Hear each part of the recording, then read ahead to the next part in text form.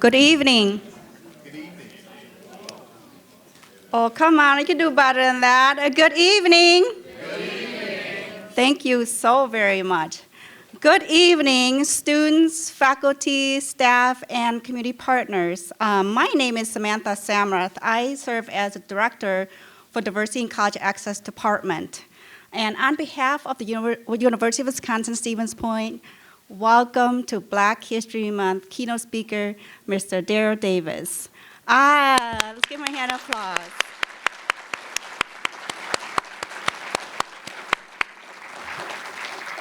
Well, I will serve as your facilitator for this evening event. So before we get started, I just want to say it has been a pleasure working with Mr. Davis's representatives and bringing him here. And it has been a pleasure working with Dr. Elizabeth Martin from the Century School of Business, the Smiley interns, and our continuing education team here at the front in bringing your program for this evening. So thank you for your partnership. Also, I would like to give a shout out to my DCA staff and the Black Student Union, CASE, CPS Cafe, the History Department, and other partners for their support in offering educational and cultural events activity in honor of Black History Month. We have other programs throughout the month of February, so please pick up a program if you have not done so outside in the check-in table. So we have them for you. Next, I would like to acknowledge our only Chancellor Gibson for his support in all that we do at UWSP. Please stand and let yourself be acknowledged. Chancellor Gibson.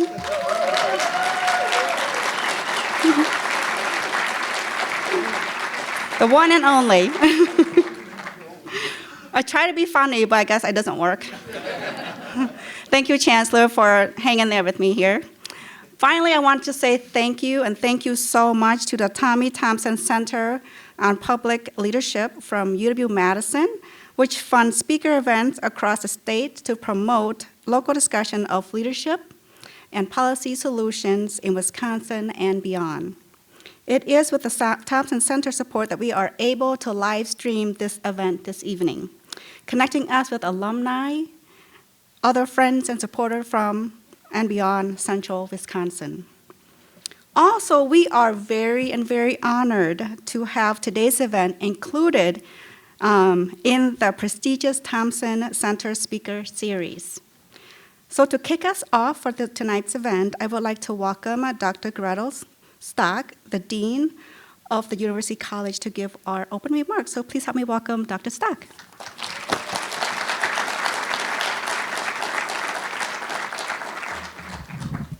Good evening, everyone. It is a privilege to make remarks as we prepare to listen to the powerful work of Mr. Daryl Davis. Mr. Davis's work is inspiring as it focuses on individual dialogue, listening, and curiosity to break through the curse of hatred and ignorance in our society. Mr. Davis has shown how individual dialogue has broken down stereotypes and misinformation and generated lasting relationships amongst individuals formerly steeped in racism. This approach of humanizing ourselves and leading with dialogue resonates deeply with me in my personal experiences and my professional values. My father was a young white college professor in the early 1960s in North Carolina. He would tell stories of playing guitar during civil rights movement as a part of Freedom Rider rallies, and how it was important for him to talk to white folks about why it was important to be a part of the struggle for racial justice and why that was important and necessary. He told us as kids simple and silly seeming stories of encouraging white women to change racist names of the dishes that they served at the fundraisers, as well as harrowing stories of staying calm while discussing racism with angry armed men. Throughout his stories, the theme was showing up, talking it through with truth, and not backing down from tough conversations. I learned that fearless dialogue supports relationships and change. Later on, he shared stories of protecting the small number of Black students at UW Superior in the 1970s from an angry mob of whites, standing between the students' dorm and the crowd while safe transport was arranged. I learned the scourge of racism and racist thinking goes well beyond state boundaries and isn't relegated to history, and that the work is ours to carry on in dialogue. Through my own research and study in organizational change, I've learned the importance of change through dialogue, especially with beliefs that we hold deeply. People will act on their values and can have their values shaped through a process of sense-making with leaders and peers. What I mean is research shows that one-on-one conversations have a profound impact on making change and can shape how people see themselves as part of an organization, of a movement, or a set of values, how connected they are to its goals, and how they see themselves in a shared community with others. I learned that the best ideas and ideals fall flat if they aren't shared, discussed, and brought into fruition through dialogue with others. Mr. Davis is engaging in conversations with individuals who hate out of ignorance and as a result has changed hearts. The persistent search for connection and in pursuit of understanding is inspiring and humbling to me. I hope you are inspired and humbled by tonight's speaker, and I look forward to all the courageous conversations to come. Thank you very much.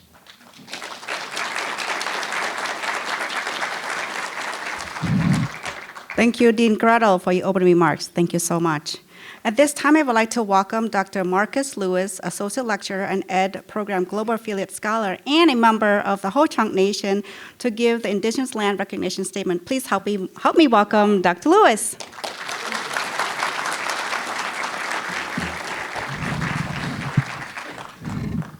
Good afternoon, everyone.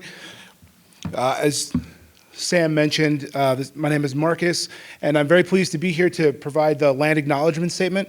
As an alumnus of this institution and a member of the alumni board, I want to say how pleased I am and proud I am of our institution for beginning these conversations, and want to recognize so many folks who are joining us here in person as well as online to beginning those courageous conversations, but to recognize that this is just the beginning and that the work will continue long after we leave, long after Black History Month ends, because Black history is American history. And I want to, as a Black man and an enrolled member of the Ho-Chunk Nation, it's my honor to read the land acknowledgement statement first in my tribe's language, the Ho-Chunk language that was heard here long before any settlers arrived, and then I'll read it for you in English as well. University of Wisconsin-Stevens Point, Nangre, Ho-Chunk ma naga kahi ma hami nankwa unankra hi pereswi. Ho-Chunk uwianaga Ho-Chunk shakra naga kahi shakra ma nangre hachire ununa hira kirikjawi wagaje. Agi wonk shikgaja howajireda ma wakanchunk hani nera hirasa wagaje. We would like to recognize that the University of Wisconsin-Stevens Point occupies the land of the Ho-Chunk and Menominee people. Please take a moment to acknowledge and honor this ancestral Ho-Chunk and Menominee land and the sacred lands of all indigenous peoples. Hanan shwa ini genampui. Thank you.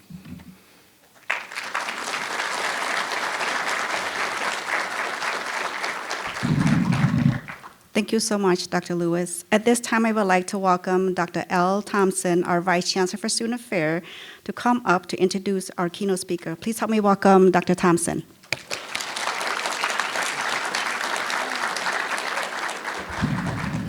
Good afternoon, everyone, and this is powerful to see this size of a crowd doing this event, and I'm sure you'll be rewarded for a great conversation in a few minutes. So let me introduce you our speaker, Mr. Daryl Davis, who is committed to bringing people to give positive change and using conversations to build bridges. His jaw-dropping experiences speak for themselves for nearly 40 years. He's engaged leaders of the KKK and the white supremacist groups face-to-face to find the answer to the question, how can you hate me when you don't even know me? That question stemmed from his first encounter with racism at the age of 10, when he was pelted with rocks, bottles, and soda cans by a handful of white spectators while marching in a parade. Seeking to understand, not to change minds, Daryl met his hatred with civility, patience, and listening. These conversations spawned genuine and lasting friendships with many who changed their own minds and disavowed hateful beliefs. Some even gave Daryl their robes and hoods when they asked the question to do the greater good. Daryl is an extraordinary storyteller who can inspire and empower the audiences that he has spoken to. And tonight he will do the same. I believe that dearly. His work has been chronicled in his book, Clandestine Relationships, and in his documentary, Accidental Courtesy. Daryl's TED Talks has over 12 million views. Daryl graduated from Howard University with his Bachelor of Music degree. He also holds an honorary doctorate in humane letters from Post University for the unique word he has done in his first race relations work. He has performed extensively with Chuck Berry. I'm just going to go down the list of some of the things he has performed with. I mean, if I did half of the, no, I don't do any of these. The legendary Blue Bands, formerly the Muddy Waters Blue Band, and many other music in his profession regarding race relations and his obsession and how to bring about improved race relations. His work as bridging race relations received numerous awards, once again, a number of awards nationally and internationally. He has gotten the prestigious Elliott Black Award, the Carnegie Mellon Carl Sagan Award, the MLK Award, and like I said, the list goes on and on. His conversations has not just happened in those type of forums, but he has also been asked to be on television to give commentary with CNN, MSNBC, ABC News, Newsweek, The Washington Post, and once again, a number of other media sources. It is my honor and my pleasure to give our distinguished speaker, Mr. Daryl Davis, who is a musician, author, an internationally acclaimed conflict navigator, a competing and compelling, unfair, and discussion of Klan Whisperer. He has done it all. Please give him a warm UWSP Pointer welcome, Mr. Daryl Davis.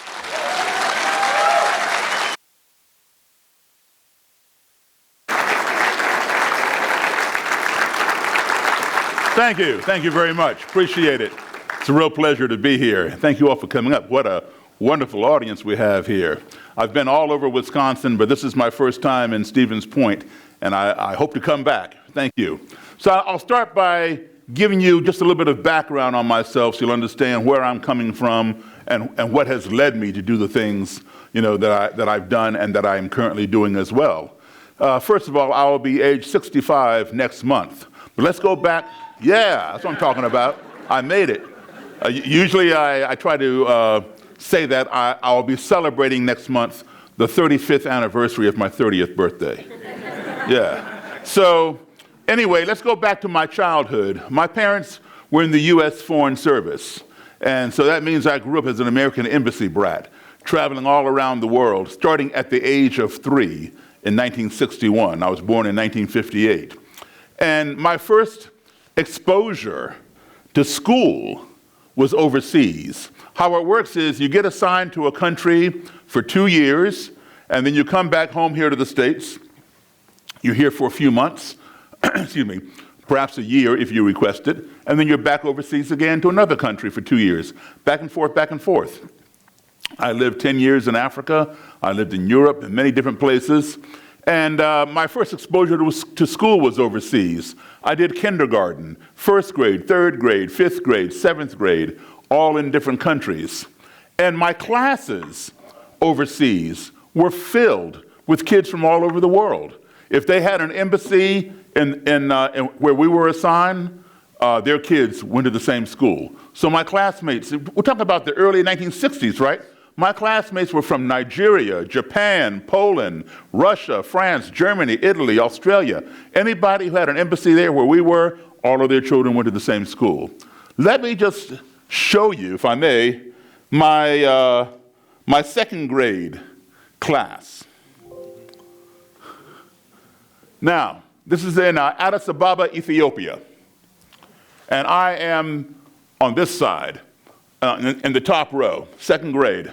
Now, what do you see that you would not see in this country in 1965? you see a black teacher and a white teacher at the same school. Not in this country during that time. This is overseas. All of these kids here are from different countries, except for me. I'm from the United States. The little girl right here on the front row was from here. And the boy, 1, 2, 3, 3 kids in from the left in the middle row, he's from this country. Everybody else are from different countries around the world. That was my second grade class. And like I said, my first exposure to school was overseas, kindergarten. That became my norm. That was my baseline for what school was supposed to be, right?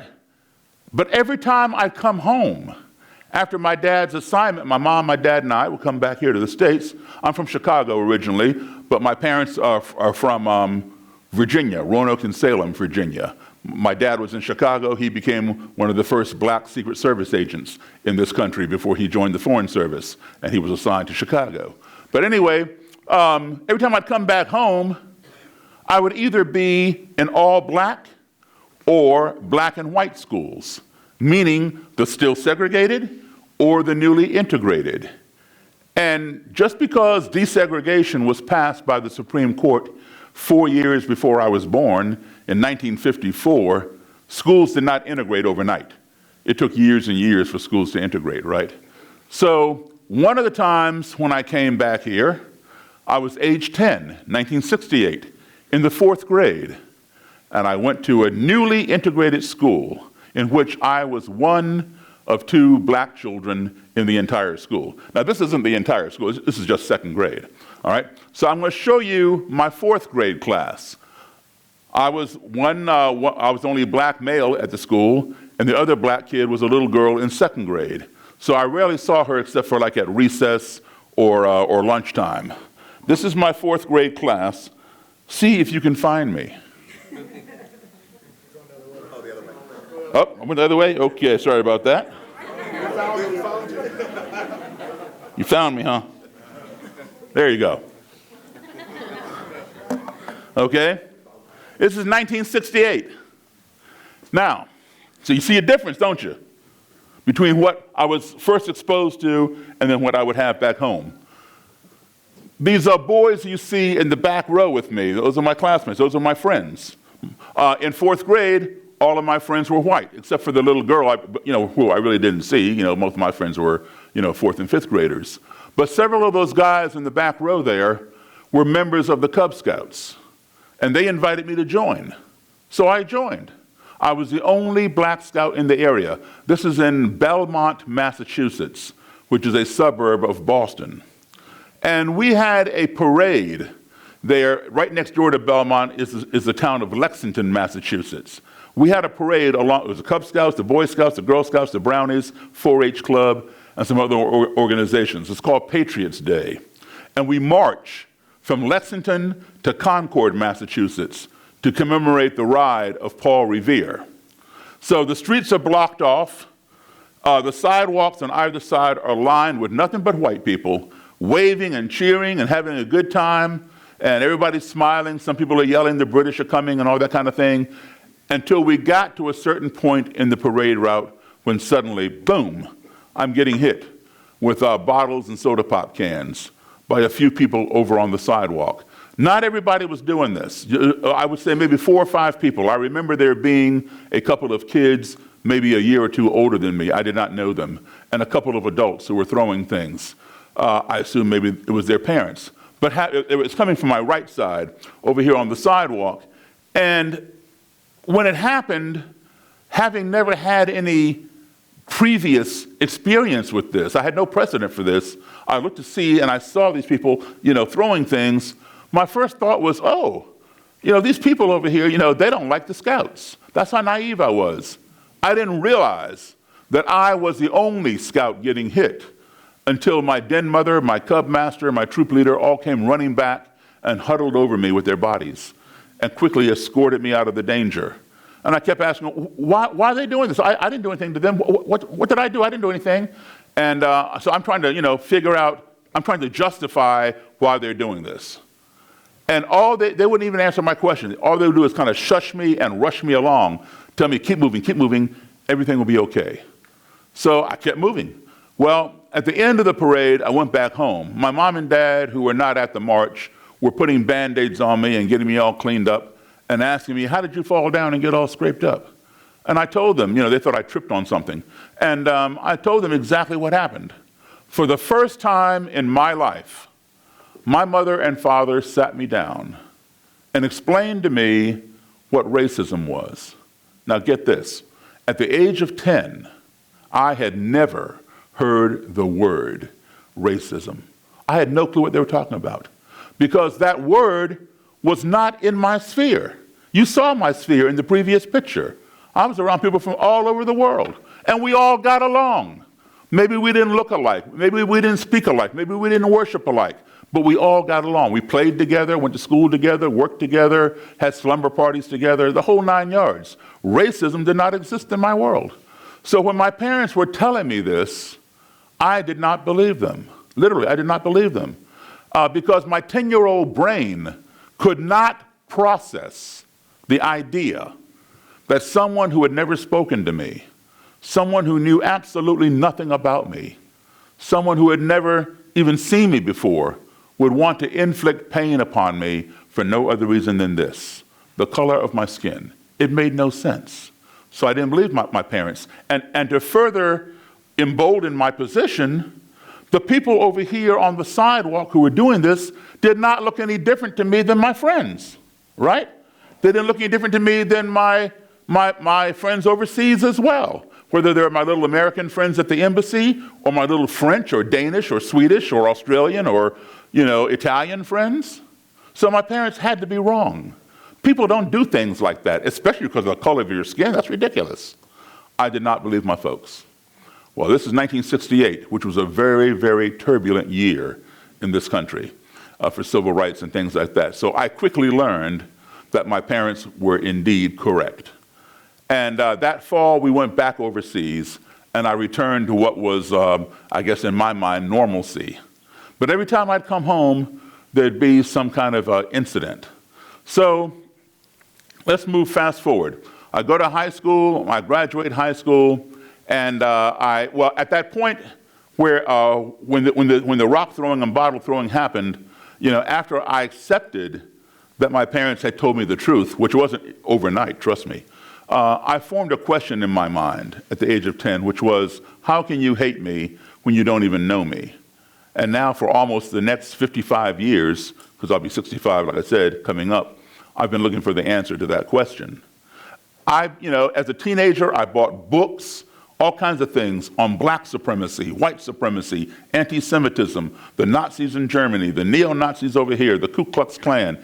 Anybody who had some idea that their skin color gave them superiority or supremacy over somebody else, I wanted to learn about. Because I knew that was not a belief that you're born with. It's an acquired belief. So where is it coming from? Where is it going? How can it be addressed?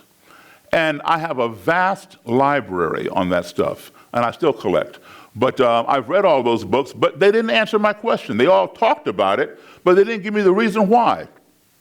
And when I would ask people, how come people behave like that? Oh, Daryl, some people are just like that. That's just how they are. Well, that's not an answer. Why are they like that? I wanted to know. So I have all these books. Well, I graduated high school in 1976, went right to Howard University where I majored in music, and I graduated from there in 1980 and became a professional musician. But while music became my profession, studying race relations on my own, because you couldn't take courses on it, they didn't have courses on it back then, race relations became my obsession. And I was constantly trying to find out these answers to these questions. Well, at one point, country music had made a resurgence in our country. It's always been around, but it was no longer mainstream. And then this movie came out called Urban Cowboy with John Travolta. Had this mechanical bull and all these line dances and stuff. And so it was so popular that all the clubs and bars and lounges that had live bands or DJs switched their format from top 40 to country. So country was back up on the charts again. And, I'm a full-time musician, so if you want to work, you play what people want to hear. And I like country music, nothing wrong with that. Country music and the blues are the exact same music, the same 3 chords, okay? 1, 4, and 5 for those of you musicians out there. And anyway, so it was very easy to play. I joined a country band. I live in Maryland now, right outside of Washington, D.C., about 15 minutes from D.C. The band was pretty well established in Maryland. They played all over the place.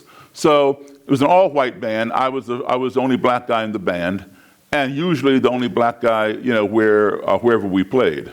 Well, they played a place called the Silver Dollar Lounge in a town called Frederick, Maryland. Frederick, Maryland is about an hour and 20 minutes north of Washington, D.C. The Silver Dollar Lounge had a reputation of being an all-white lounge. Now, there were no signs like, you all have seen in your history books, colored water fountain, colored restroom, whites only, all that kind of stuff. No, there were no signs. It had that reputation that blacks were not welcome in this particular lounge. So now if you go somewhere where you're not welcome and alcohol is being served, it's not always a good combination, right? Well, here I was in the Silver Dollar Lounge. And we did our first set. I was the only black person in the place. We had just finished playing. And we take a break. I'm following the band over to the band table. I see the whole band in front of me, right? I'm behind them because I don't know where I'm going. And I feel somebody come from behind and put their arm across my shoulder. Now, I don't know anybody in this place. So I'm turning around trying to see who's touching me. And it was a white gentleman, I'd say 15, 18 years older than me. Big smile on his face, and he smiled. He says, "Man, I sure love your all's music." I said, "Thank you," and I shook his hand, thanking him for coming, and he pointed at the stage, the bandstand, and said, "I've seen this here band before, but I ain't never seen you before. Where'd you come from?" Well, I explained, "Yeah, you probably did see them because they told me they've played here before, but this is my first time. I just joined the band a couple months ago." He goes, "Man, I sure love your piano playing. This is the first time I ever heard a black man play piano like Jerry Lee Lewis." Now, for those of you who are young, you may not know who Jerry Lee Lewis is or was. He just passed away back in October. Jerry Lee Lewis is a white rock and roll piano player, one of the first, one of the pioneers of rock and roll piano. He came up with Chuck Berry, Elvis Presley, Little Richard, Fats Domino, all the great rock and roll pioneers. And something I had done somewhere in that set of music reminded him of Jerry Lee. And I was not offended by what he said, but I was rather surprised, given the fact that this man was at least a decade and a half older than me, that he did not know the black origin of Jerry Lee Lewis's piano style. And I proceeded to tell him, well, Jerry Lee got it from the same place I did, from black blues and boogie-woogie piano players. That's where that rockabilly, rock and roll style comes from. "Oh, no. I had never heard no black man play piano like that except for you. Jerry Lee invented that." I said, "No, he didn't." We argued back and forth. I said, "Look, man," I said, "I know Jerry Lee Lewis. Jerry Lee is a good friend of mine. He's told me himself where his influences came from. He didn't believe that I knew Jerry Lee, right? Now, I don't walk around with pictures of Jerry Lee in my pocket, but I didn't have these with me, but here is one right here. That's a young Daryl and a young Jerry Lee. Okay, Jerry Lee Lewis. For those of you who are young, if you ever hear any oldies but goodies, I guess you'd call them. If you know a song called "Goodness Gracious, Great Balls of Fire," or "A Whole Lot of Shaking Going On," you hear that rollicking piano in there. That's Jerry Lee. Here's a later one. That's Jerry Lee, myself, and Billy Joel. So I didn't have those to show him. But anyway, he didn't believe that I knew Jerry Lee. But he was fascinated with me and wanted me to come back to his table and let him buy me a drink. I don't drink alcohol, but I went back to his table. I had a cranberry juice. He paid the waitress, took his glass, and he clinks my glass and cheers me and says, "This is the first time I ever sat down and had a drink with a black man." Now I'm totally mystified and baffled. Because now you've seen my background, right? By this time, I'm an adult now, I had sat down literally with thousands of white people or anybody else and had a meal, a beverage, a conversation. How is it that this guy, much older than me, had never sat down with a black person before? And I know for a fact that there are black people in Frederick, Maryland. I've seen them. So how did he somehow, miss them, right? And so I wasn't trying to be facetious. I was just, naive, I guess. I just said, well, why? I was genuinely interested. How come you never done that before? How come I'm the first? And he didn't answer me. He stared down at the tabletop, didn't say anything. I asked him again. His buddy sitting next to him, his buddy was sitting across from him. But when I came to the table, the buddy moved around to his side and gave me his chair. His buddy's like, tell him, tell him, tell him. You know, I said, tell me. And he said, I'm a member of the Ku Klux Klan. I burst out laughing at him because now I didn't believe him, right? So I figured he thought I was, you know, joking with him about knowing Jerry Lee Lewis and Jerry Lee learning things from black people. So now he's going to joke with me about the Klan. I thought it was funny, so I'm laughing. He went inside his pocket, pulled out his wallet, flipped through it, and handed me his Klan membership card. I recognized the Ku Klux Klan insignia, which is a red circle with a white cross and a red blood drop in the center of the cross. I stopped laughing. This thing was for real, so it wasn't funny anymore. I gave him back his card, and we talked about the Klan and some other things, but he was very friendly. Gave me his phone number, wanted me to call him when I was to come back to this bar, this lounge with the band, because he wanted to bring his friends, right? To bring his friends, Klansmen and Klanswomen, to see, as he put it, the black man who plays piano like Jerry Lee. You know, he found me to be a novelty of sorts. So I said, okay, I'll call you. Well, we were on some 6-week rotation with other bands. So every 6 weeks, we would appear there, for the weekend. I'd call him on a Wednesday or a Thursday and say, hey man, we're gonna be down at the Silver Dollar, come on out. He'd come. He'd bring Klansmen and Klanswomen, not in robes and hoods, but in street clothes. And they would gather around the stage and watch me play the piano with the band. And then they'd get out on the dance floor and dance to our music. On the breaks, I'd make my way over to his table, thank him for coming. Some of the Klan were curious about me. They wanted to meet me and talk to me. But two of them, every time they saw me coming, they'd get up and walk to the other side of the room. So the message implied was, we don't want to talk to you, we don't want to shake your hand, we just want to look at you. Okay, that's fine. That went on until the end of that year, and then I quit that band. And I went back to playing rock and roll and whatever else was going on. And I lost track of the guy. I really had no reason to stay in contact with the Klan. And so, I got involved in other things, right? And I only saw him when I went up there while I'm working. So it was like I had a day off and I run up to Frederick and hang out with the Klan. I do that now, but not then. So anyway, a few years passed. And suddenly it dawned on me one day, Daryl, you blew it. The answer to your question that's been plaguing you since the age of 10, how can you hate me when you don't even know me? It fell right into your lap and you didn't even realize it.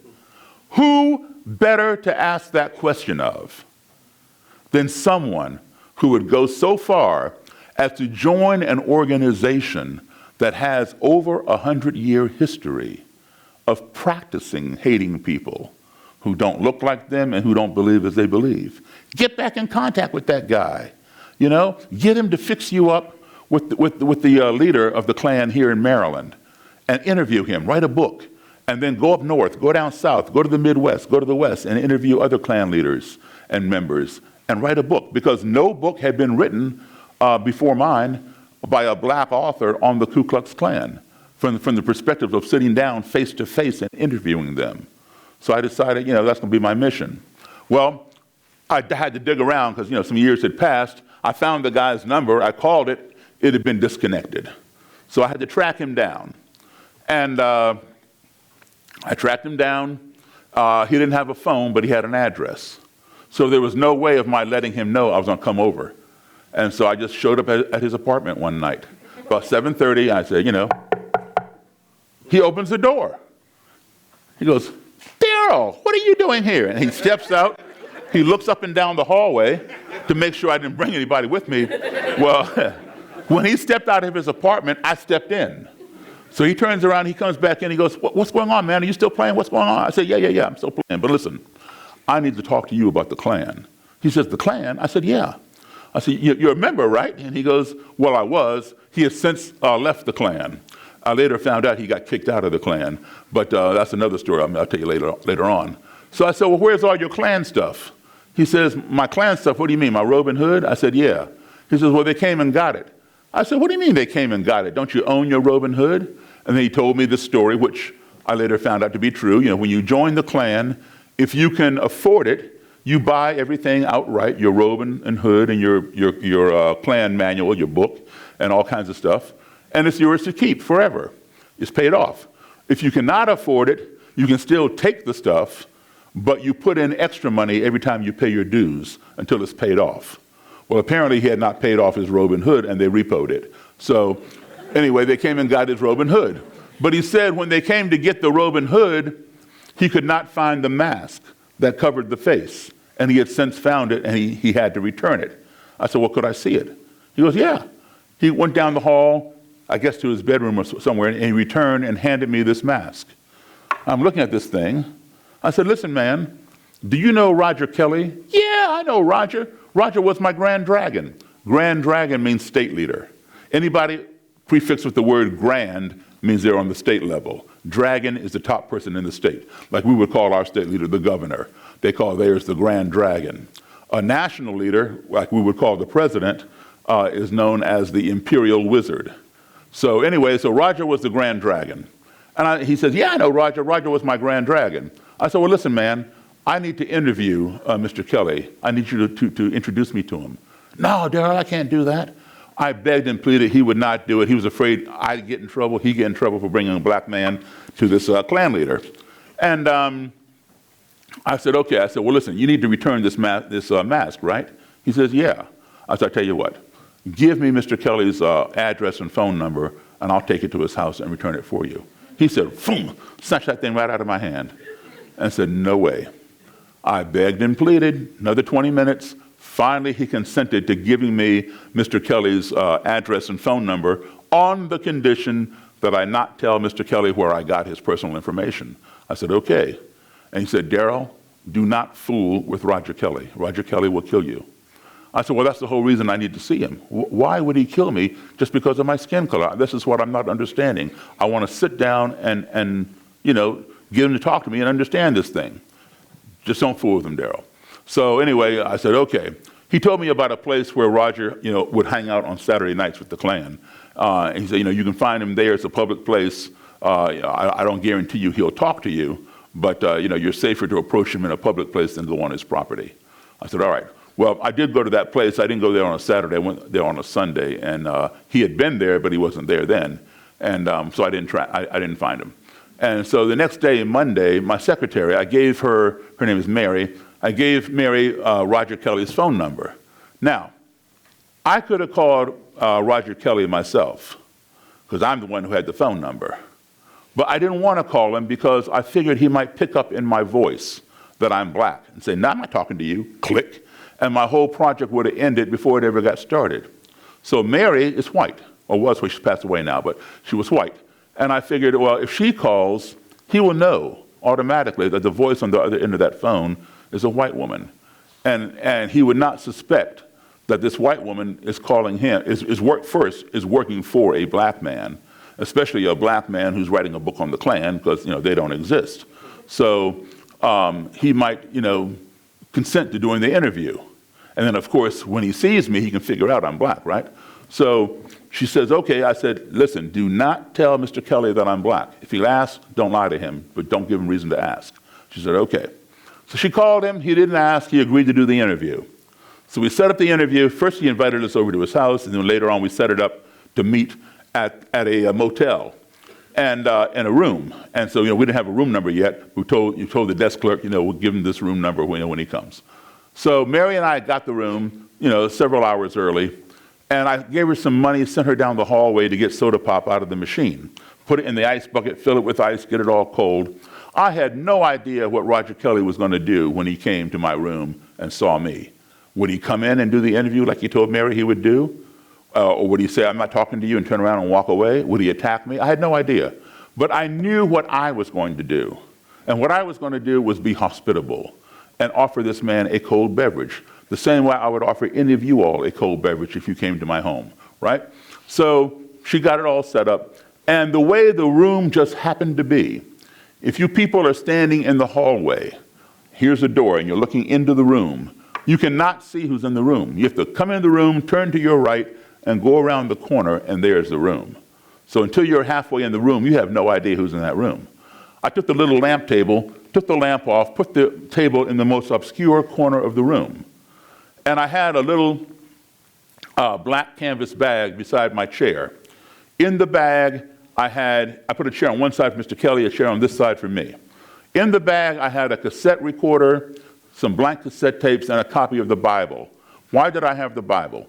Because the Ku Klux Klan claims to be a Christian organization, and they claim that the Bible preaches racial separation. Now, I've read the Bible. I never saw that in there. So I want to be able to reach down, pull out my Bible, and say, here, Mr. Kelly, please show me chapter and verse where it says blacks and whites must be separate. So I'm all prepared, right? Right on time at 5:15, that was the appointed time. I'm seated at my table. Roger Kelly apparently is knocking at the door. Mary hops up, runs around the corner, opens the door. In walks what is known as the Grand Nighthawk. Grand means state level. Nighthawk means bodyguard, security. So a Grand Nighthawk is the bodyguard for the Grand Dragon. An Imperial Nighthawk would be the bodyguard for the Imperial Wizard. In walks this Grand Nighthawk. He's wearing military camouflage. That red circle, white cross, red blood drop patch right here. Over here were the letters KKK. Embroidered on his cap, it said Knights of the Ku Klux Klan. And right here on his hip, he had a semi-automatic handgun. He comes around the corner and sees me and just freezes. Well, Mr. Kelly is still on the other side of the corner and doesn't realize that his Nighthawk has stopped. So he comes around the corner and walks slam into his back and knocks the guy forward, and now they both are stumbling around trying to regain their balance. And I'm just sitting there looking at them, and they're like looking all over the room, in the bathroom, and I realized the apprehension. Their face was, you could read it like a highway billboard sign. They're thinking, did the desk clerk give us the wrong room number, or is this an ambush or something? So I saw the apprehension. I stood up. I went like this to show I had nothing in my hands, and I walked forward. I said, hi, Mr. Kelly. I'm Daryl Davis. He shook my hand, as did the Nighthawk. So far, so good. Please, come on in, have a seat. Mr. Kelly came in and sat down. The Nighthawk stood at attention on his right side. And before I could sit down, Mr. Kelly says, Mr. Davis, do you have any form of identification? I said, sure. And I gave him my driver's license. And he says, oh, you live on such and such street. I'm thinking, well, wait a minute, why is this dude reading my address? Is he going to come burn a cross on my house? All he needs to do is look at my name, look at my picture, match it up to me, and then give me back my license. Here he is calling off my address. I did not want to let him know that he had unnerved me a little bit, but I wanted to let him know in no uncertain terms that he was not to come to my house uninvited for any nefarious reasons, right? So I said, yes, Mr. Kelly, that is where I live, and you live at, and I named his house number and his street. That way I was leveling the playing field, okay? You know where I live, I know where you live. You come visit me, I'm gonna come visit you. So we're gonna confine all of this visiting to this motel room, right? And I didn't say that, but that was my implication by reciting his address. He smiled, he nodded his head like he understood. I did not realize it that day. I found out many months later, or several months later, that I had no reason to fear Mr. Kelly coming to my house for any, nefarious activity. What it was this. He recognized my street name because one of his members lived off my street. I didn't know that. It's a little further down, 2 neighborhoods down. My street runs through a couple neighborhoods. So Mr. Kelly had to get on my street a little further down and wander through that neighborhood to his member's house. So there was no way I could have known that day. So just pure coincidence. But today, that same member sits in a federal prison in the state of Maine, and he is there for a long time for committing a hate crime. So anyway, so we got on with this interview, right? And every time my cassette would run out of tape, I'd reach down to get a fresh cassette out of the bag to pop it in. Or Mr. Kelly said, Mr. Davis, the Bible says, I'd reach down, pull out the Bible. Here, Mr. Kelly, please show me where. Every time I reach down like this to get something, the Nighthawk reached up like this. He never pulled his gun, but he just had his hand on the butt of the gun, which I understood. That's his job. His job as a bodyguard is to protect himself and protect his boss. I'm the enemy. He doesn't know me. He doesn't know what's in my bag. So he's doing his job. I got that. So after about 45 minutes of me reaching down, him reaching up, and all that kind of thing, he finally relaxed. He realized there was no threat in the bag. I went in and out of my bag. Nighthawk didn't move. A little over an hour into this interview, Mr. Kelly and I are just talking, and out of nowhere, suddenly there was a very fast, very short noise, like a that was it. And we all jumped because it was so out of context. I didn't know where it came from. I knew I didn't make it, so I assumed he made it. And I jumped up out of my chair, and I hit the table. I'm looking right into Mr. Kelly's eyes. My mind is spinning. I'm hearing that former Klansman's voice saying, "Daryl, don't fool with Roger Kelly, he'll kill you." So I'm trying to think, what did I just say? What did I just do to cause this man to go off and make some weird noise? Because the noise was so short and so fast, my ear could not discern what it was. So I perceived it to be an ominous, threatening noise. Plus, given the circumstances, I'm a black guy, he's the head of the Klan. And now some, weird noise is happening, I'm in danger. So, when you fear for your life, you go into what's called survival mode. And you will do anything and everything to preserve your well-being. I had gone into survival mode. And in survival mode, there are only about 3 or 4 things you can do. Some people, they pass out, they faint. Because the fear is so great, their brain can't process it, and the brain shuts down, and they fall out, right? I don't do that. The second thing people will do is their muscles will tighten up and constrict. You ever seen anybody get into a fight and they ball up into a fetal position? You can be kicking them, punching them, and they're not even trying to block. They're like this, shaking, and they can't move. That's called paralysis by fear. I don't do that either. Third thing people will do is to run away. That is the best option, and that is the option that I would have chosen had it been available. As quickly as you can, separate yourself from the source of the fear. Get away from it. Go somewhere else, all right? Just like, I guess the best example would be just the other day with the shooting at Michigan State University. People feared for their life. They sheltered in place. They ran away. They left wherever the fear was. They get away from it, right? That is the best option. But it was not an option that I could have taken because I'm in a motel room. I am not armed. My secretary is not armed. How am I going to outrun a bullet in a motel room? Not happening, right? So your fourth option is to do what's called a preemptive strike. Get them before they get you. So when I flew out of my chair and hit the table, I was on my way to diving across that table, grabbing the Nighthawk, grabbing Mr. Kelly and slamming them down to the ground and taking away the Nighthawk's gun. That's how I think. And when I came up and hit the table, I am less than 2 feet from that man's face. Because you know how small a little lamp table is in a motel room. I'm looking right into Mr. Kelly's eyes.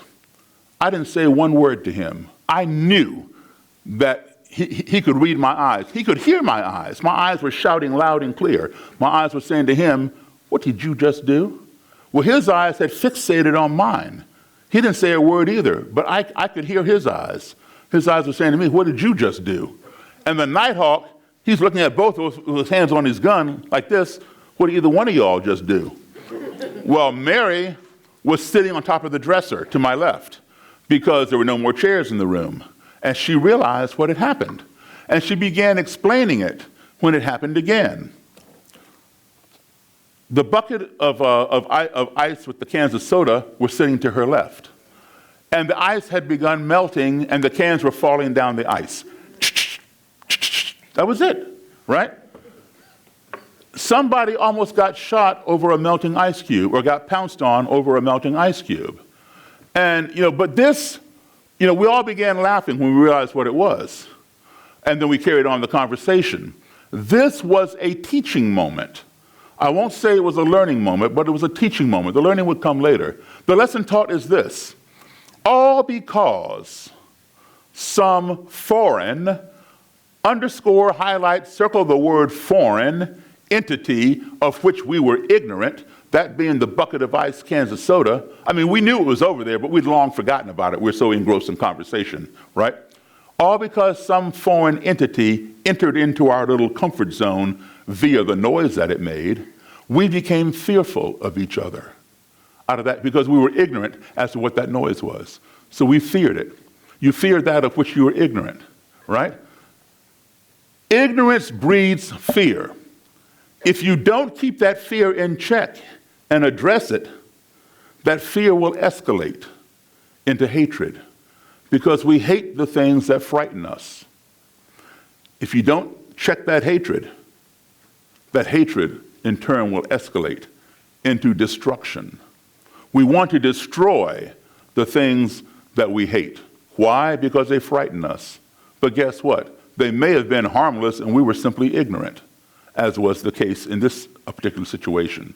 But we saw that whole chain almost unravel to completion. It stopped just short of that last component, destruction. Had the Nighthawk pulled his gun and shot me or my secretary, or had I pounced across the table and hurt one of them or both of them. Because it's my job to protect myself and protect my secretary. It's his job to protect himself and his dragon, his grand dragon. So fortunately, it stopped short. But everybody in here saw exactly what I'm talking about 5.5 years ago on August 12th, 2017, in a town called Charlottesville, Virginia, 2 hours from where I live, where they had a large white supremacist rally. On that day, there was a lot of ignorance in Charlottesville. There was a lot of fear in Charlottesville. There was a lot of hatred in Charlottesville. And what did it culminate in? It culminated in destruction when a white supremacist got inside his vehicle, attempted to murder as many counter-protesters as he could by driving that car full force into the crowd. He succeeded in injuring just over 24 people and murdering one young lady named Heather Heyer. Ignorance breeds fear, fear breeds hatred, hatred breeds destruction. So we realized what happened, we laughed, and I know it's hard to picture a Klansman and a black man, first of all, sitting together in a motel room. That's not normal. But the two of them laughing together at the same thing, that's not normal either. But it happened. And it happened because regardless of his beliefs, regardless of my beliefs, which are polar opposites, right? We both are human beings. We both are human beings. When you take my childhood travels with my parents and combine them with my adulthood travels now as a musician performing, right, traveling around the world again, and put them together, I have been in 62 countries on 6 continents. I have played in all 50 of our states. And what does that mean? It means that I've been exposed to a multitude of cultures, skin colors, ideologies, belief systems, religions, all kinds of things. And all of that has helped shape who I have become.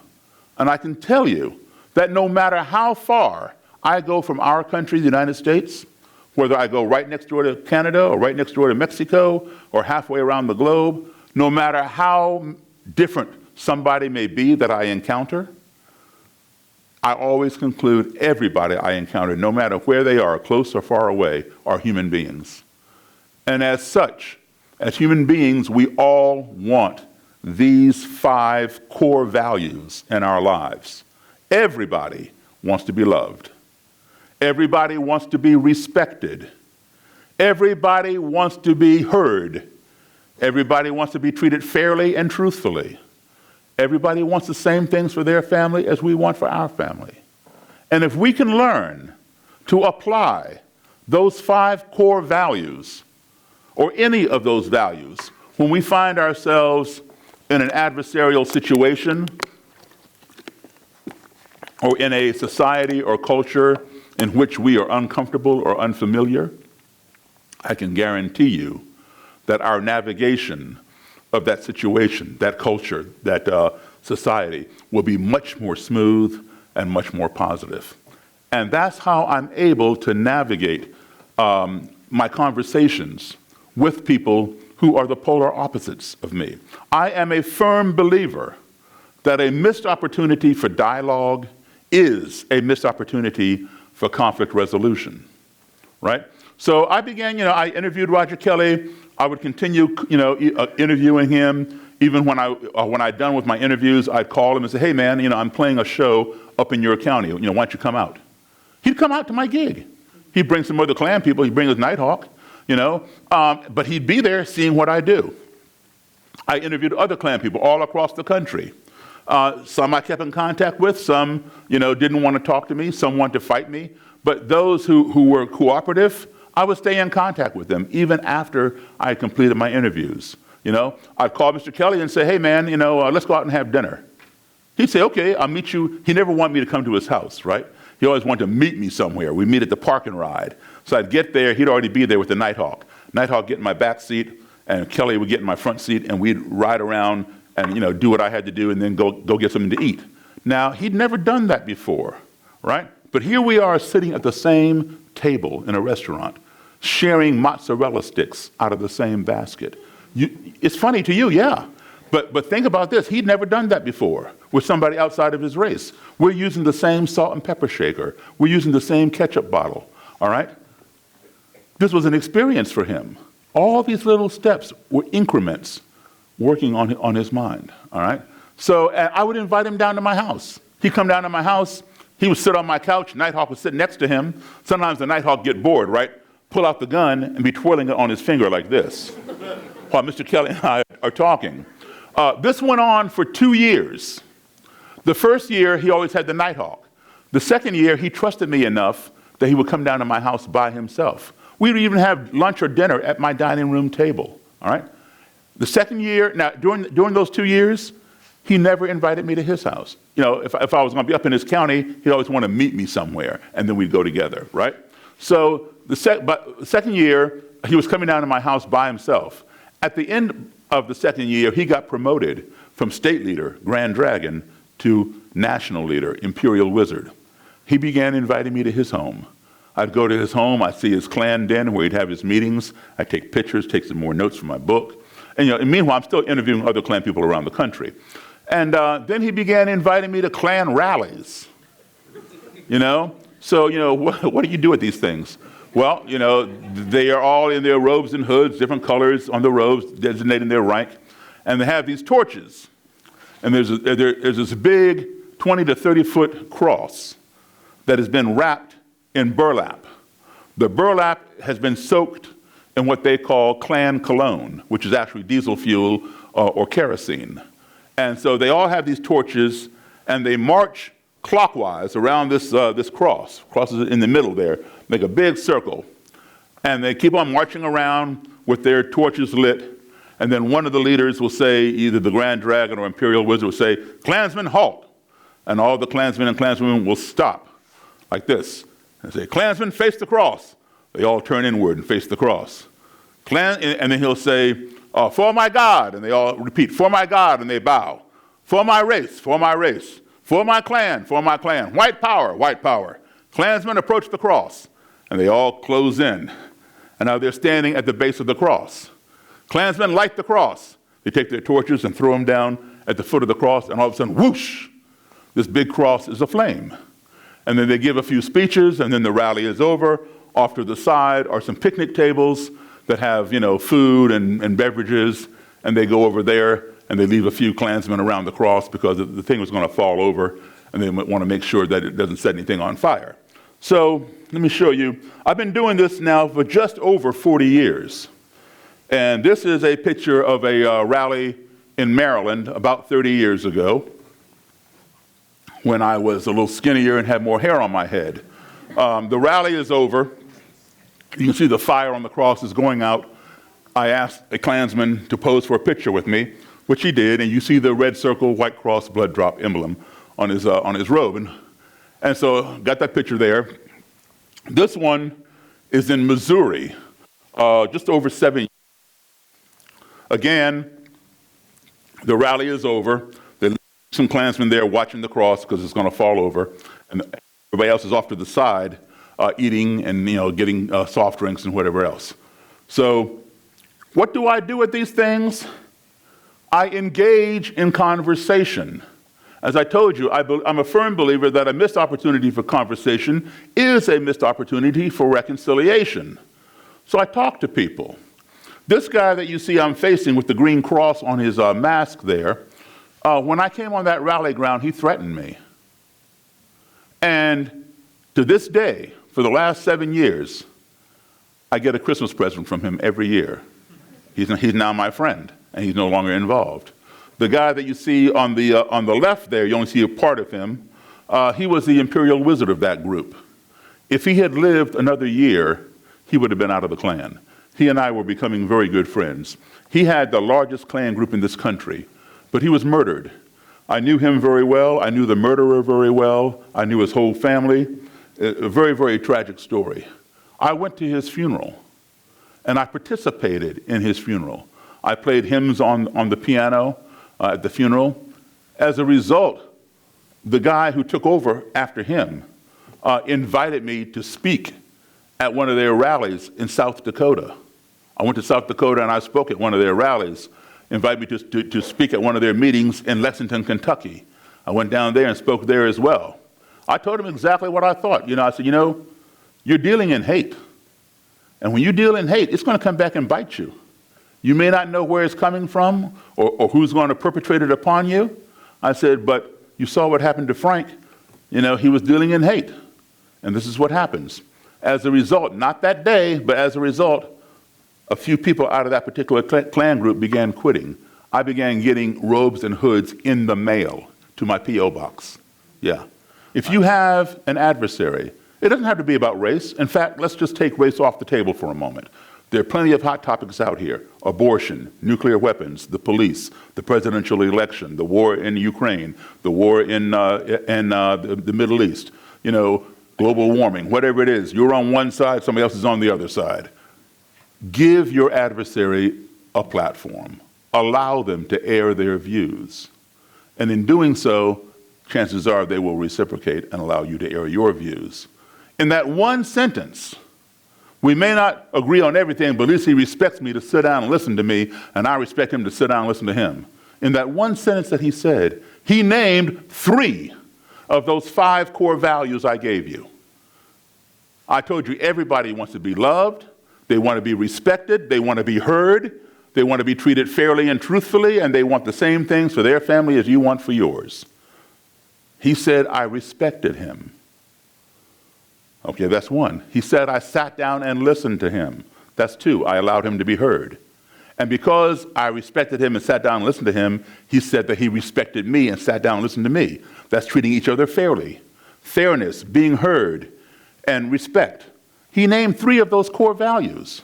All right? Now understand something. I am not a racist. I'm not a separatist.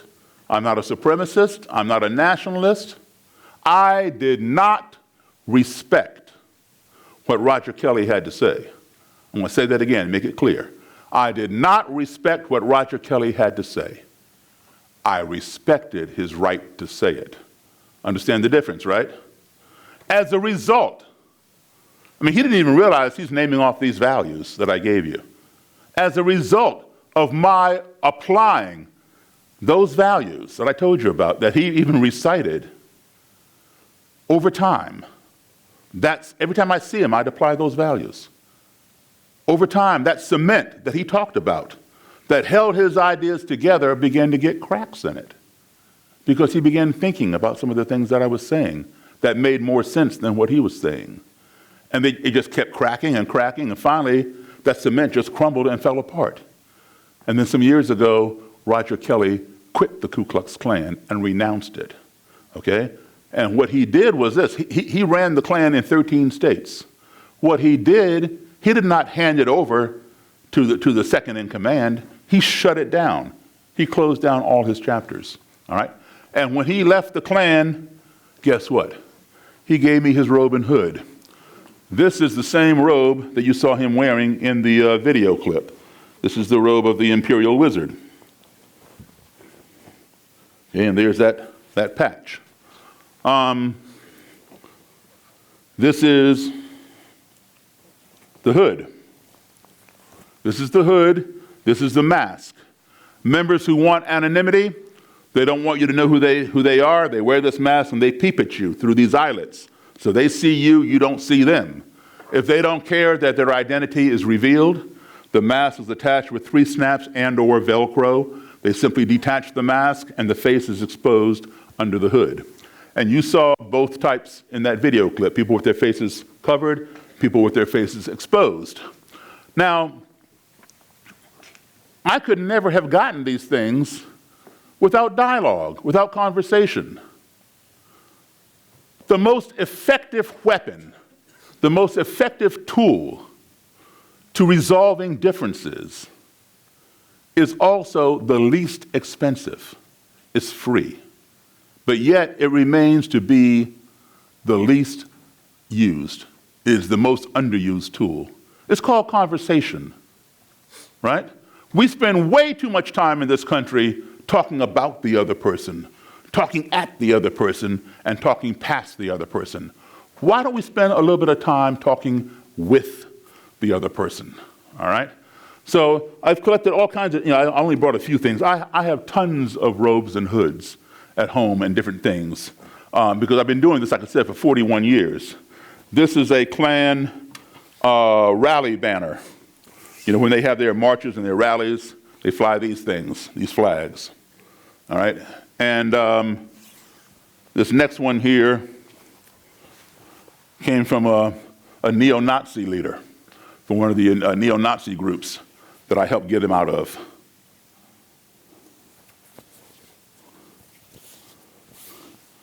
One of their rally banners that they march around with and fly at their Nazi rallies.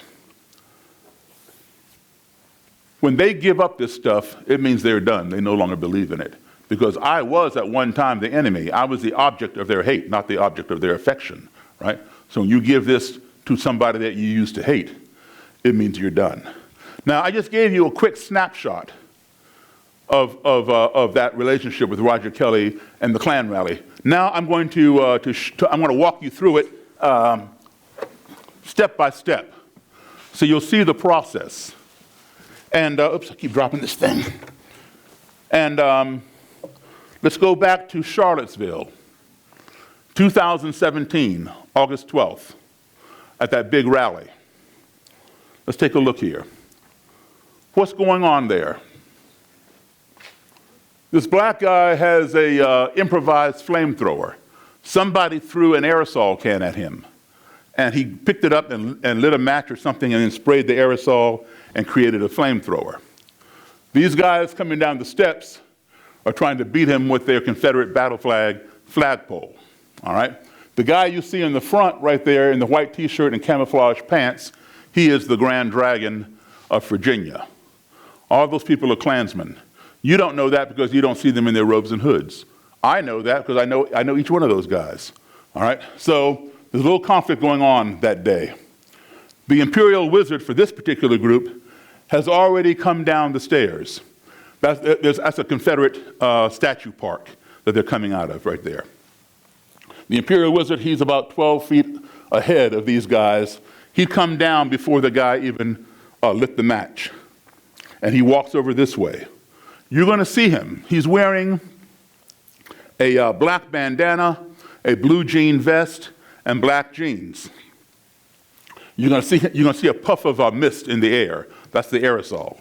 You're going to see him duck down and come this way. He gets about right here out of the camera shot. He turns around and he sees what you're looking at. He pulls out a gun. He points it at the head of this black gentleman. And he shouts, "Hey, nigger." And then he lowers the gun and he fires it. And the bullet goes into the gravel there in front of the black man's feet. And law enforcement had to dig it out of the ground. And then the Imperial Wizard turns and continues walking in the direction in which he was headed, right past the Charlottesville police. You're going to see the Charlottesville police standing there like this with green neon vests on. They saw the whole thing go down. They watched him pull a gun and fire this gun, and they did absolutely nothing. And for that reason, and many other reasons that day, the mayor of Charlottesville fired the Charlottesville police chief, and for good reason. So today, Charlottesville has a new police chief, and rightfully so. Now, what would you do if that came to Stevens Point? You can't say, "Oh, no, that doesn't happen in Stevens Point. That's over on the East Coast. That's Charlottesville. Crazy people over there." Listen, wherever there's hate, that can happen.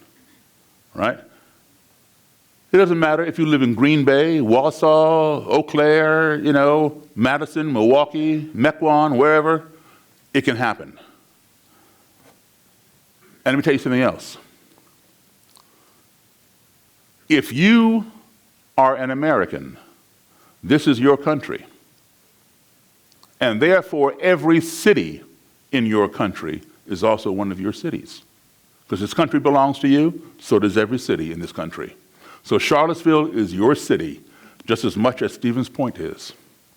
So you are responsible. Now, what do you do if this happens, right? You saw the imperial wizard in his street clothes. Here he is in his traditional Klan attire, right? What do you do? Well, let's play the blame game, all right? Because we like to blame people. So let's blame the black guy for trying to set people on fire. Okay, he should not have been doing that, all right? So he gets some blame. Let's blame the Klansmen coming down the steps and trying to beat somebody with their flagpoles. They get some blame. Let's blame him for pulling out a gun and shooting it in public. He definitely gets some blame. Let's blame the Charlottesville police for not doing their job, what they're paid to do, to serve and protect. They were serving and protecting nobody that day. So they definitely get some blame. But maybe we should blame ourselves for allowing our country, our society, to come to that point in the 21st century. That does not belong in any century, let alone the 21st. But I'm going to tell you something. Sitting around casting blame does no good. It's a waste of time. I blame her, she blames me, we blame him. It just goes around and around and around, and nothing gets done. Your society, your city, your country can only become one of two things. One, it can become that which you sit back and watch it become, or two, it can become that which you stand up and make it become. So you have to ask yourselves a question. Do I want to sit back and see what my country becomes, or do I want to stand up and make my country become what I want to see? That's a question only you can answer. I can't answer it for you. It's an individual question. I can answer it for myself. I chose the latter, right? So what did I do? I called that guy up. I said, hey, man, you and I need to get together and talk. Not Klansman to black man, but man to man, American to American.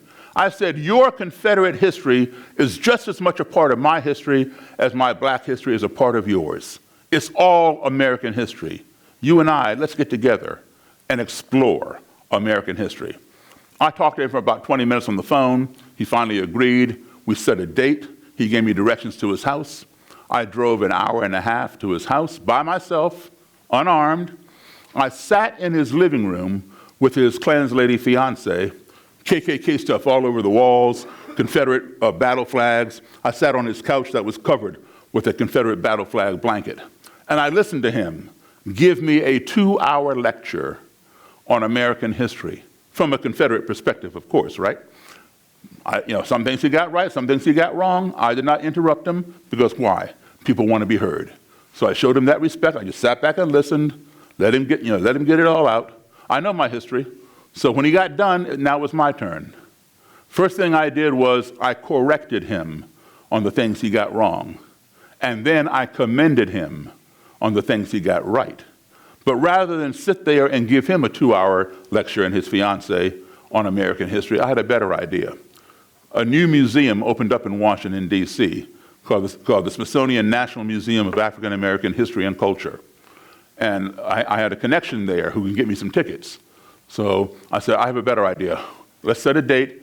You and the Klans lady come down to my house. I'll drive you down to D.C. Let's go and explore that Black History Museum. It's the largest Black History museum in the world.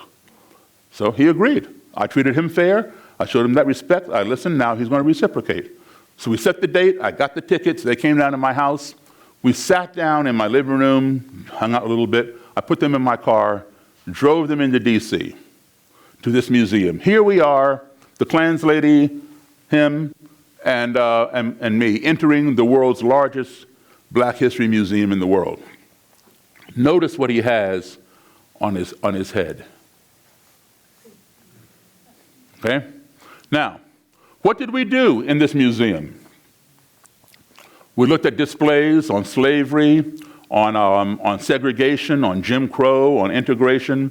We watched little video clips on blacks in the arts, blacks in music and education, in science, in medicine, etc.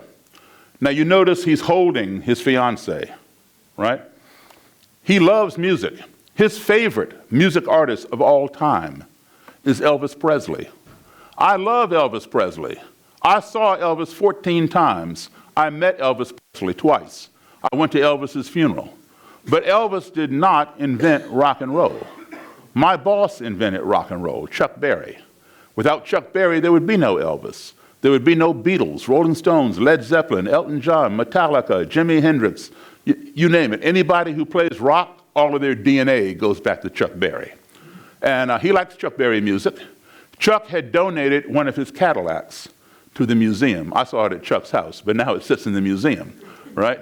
And so anyway, he wanted to go see the Cadillac. I said, okay. So, well, here's a picture of me working with Chuck Berry. Now, a lot of you young people in here, you've seen that scene before, even though you may not have never seen Chuck Berry, but you saw that scene in a movie called Back to the Future, right, with Michael J. Fox.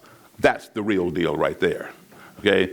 That's what that scene was based on. Chuck Berry is playing Johnny B. Good, and he's getting ready to go into his duck walk and play that famous guitar solo. Okay, so anyway, you noticed the Imperial Wizard there holding his fiancée. So the Cadillac is in another part of the museum. So we go over there to see the Cadillac. Now who's holding his fiancée? Do you all see how fast I work? All right. So we spent about 2.5 hours in this museum, which is not even one iota of enough time to even absorb it all. That place is so vast, even 2.5 months would not get you through the whole thing. But I figured 2.5 hours for one day is enough. So let's go.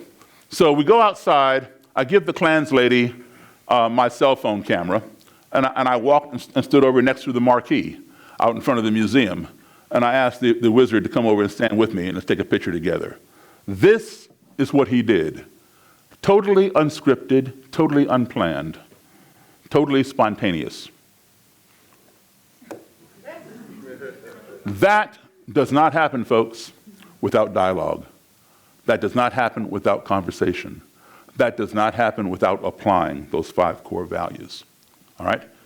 That is 2 months, less than a year, after he pulled out that gun. Hey, nigger, boom. All right? That incident in Charlottesville happened August 12th, 2017. That's June of 2018, so 2 months shy of a year. Now, the story does not end there. I mean, he's come a long ways, as you can see. He still has a ways to go, but at least he's going in the right direction, and that's what's important. And as I told you, it happens incrementally, not overnight, but incrementally. So at least he's going in the right direction. The story does not end there, it goes deeper. So within a few weeks of that picture right there, he's going to marry that Klanswoman. So I've been working with them for a year. I get invited to the Klan wedding. All right, so I said, yeah, I'll come. And then it even goes deeper than that. The young lady is from Chattanooga, Tennessee. Her father was too ill to come up and escort his daughter down the aisle and give her away. And rather than ask one of their trusted Klan members that you saw on those steps trying to hit the black guy with the flagpole, they asked me if I would do it. That's never happened before. I said, yeah, I'll do it. So I asked him, well, here they got married in their backyard. Here I am escorting her down the aisle to give her away. If you look up on the second story to the bedroom, you see that Confederate flag in the window, right? Like I said, he's come a long ways. He still has a ways to go, but at least he's going in the right direction, and that's what's important. I wanted this documented, because like I said, this has never happened before. And he trusts me, he likes me, and he listens to me, and he's learned a lot from me, and I've seen the changes. I said, listen, I want to call CNN, and I want them to document this. CNN had interviewed him a long time before all of this. And he was all, yeah, I'm going to be buried in my Klan robe and blah, blah, blah. Well, he trusts me. He said, okay. He said, but tell CNN not to film any of my members' faces because, they could lose their jobs and so forth and so on. I said, okay. And so I talked to CNN. They said, yeah, they'll come out and they'll film the wedding and they won't film the faces. He said it was okay to film her face, film his face, and the preacher's face. So they came out and they filmed it and they showed it all over the world again, and they ran a little ticker tape under it, quoting him from way back when he said, KKK leader says he's going to be buried in his robe. Okay, so there you have the imperial wizard groom, the Klan's lady bride, and the surrogate father who gave her away. Again, folks, that is the power of conversation. That is the power of dialogue. That is the power of learning how to have civil conversations.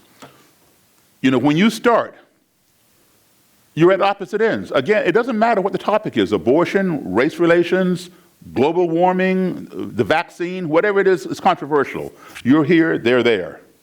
You spend 5 minutes engaging in dialogue, you're going to find something in common, and that gap narrows. You spend another 5 minutes, it's going to narrow some more. Because you found more in common. When you get about here, you are in a relationship with your adversary. You might not be going out and having dinner, but you're having a cordial relationship.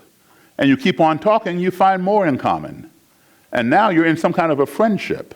Even though you may not agree with everything they do or believe, you're having a friendship with this person. By the time you get here, from that dialogue, you have found so many things in common that the trivial things you have in contrast, such as skin color, or whether you go to a church, a mosque, a temple, or a synagogue, begin to matter less and less. That is the power of dialogue. It bothers me a great deal that we as Americans call ourselves the greatest nation on the face of this earth. Don't get me wrong. I love my country. I'm a patriot, all right? But I do have an issue with that statement. Perhaps we are the greatest nation on the face of this earth when it comes to technology. After all, we, Americans, built the technology to put a man on the moon. And while astronaut Neil Armstrong was up there walking around on the moon talking about one small step for man and one giant leap for mankind, we were able to communicate with them. We were able to talk with them live, all the way from Earth to Cape Canaveral, all the way up to the moon, via satellite radio phone. We invented that technology. Everybody in this room has email. All you all have cell phones. All you got to do is type a few words, type a few numbers, hit send. You're talking to people right next door in the next state, or over to California, over to New York, China, Australia, South America, Europe, wherever you want to talk, right? We invented that technology. How is it that we as Americans can talk to people as far away as the moon or anywhere on the face of this earth, but yet so many of us have difficulty talking to the people who live right next door because they are a different color, a different religion, a different persuasion, a different whatever? It seems to me that before we can call ourselves the greatest, perhaps our ideology needs to catch up to our technology. And when we get them both up there, then we can truly brag about how great we are. Because we are living, folks, in the 21st century. I told you, this stuff does not belong in any century, let alone the 21st. We are living in space-age times, so we need to stop thinking with Stone Age minds. Now, the two CNN anchor desk people that you saw in that earlier clip with Roger Kelly, they implied that I was strange. Okay, but I'm going to tell you what. If being strange causes people to give up stuff like this and like this, we all need to be strange. Thank you all, and I'll take any questions. Thank you. Thank you.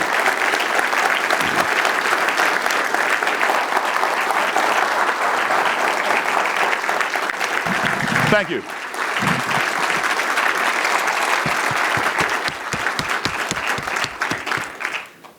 Thank you so much. Look, due to the time is about 5:35, we're not going to have time to do Q&A. But however, we can do, you can also visit him at the meet and greet following our closing remarks to ask your questions at the layered room upstairs. So at this time, I would like to welcome my esteemed colleague, Dr. Ozell Tom, Campus Executive Director from the University of Wisconsin at Wausau, to give her closing remarks. Please help me welcome Dr. Toms. Thank you. Well, good evening, family. So I want to say definitely thank you to Dr. Davis for that amazing talk. When two enemies are talking, they are not fighting. One thing that resonated with me is that he stated was ignorance breeds fear, fear breeds hate, and hate breeds destruction. Let us all remember the 5 core principles he talked about when we're dialoguing with each other. Let's see here. So for students, some of you need to make sure you sign in with the interns and staff at the check-in table. I guess you're getting credit for this. And we also like to invite everyone to meet us in the layered room. Is that how you pronounce it? The layered room after this tonight. Thank you.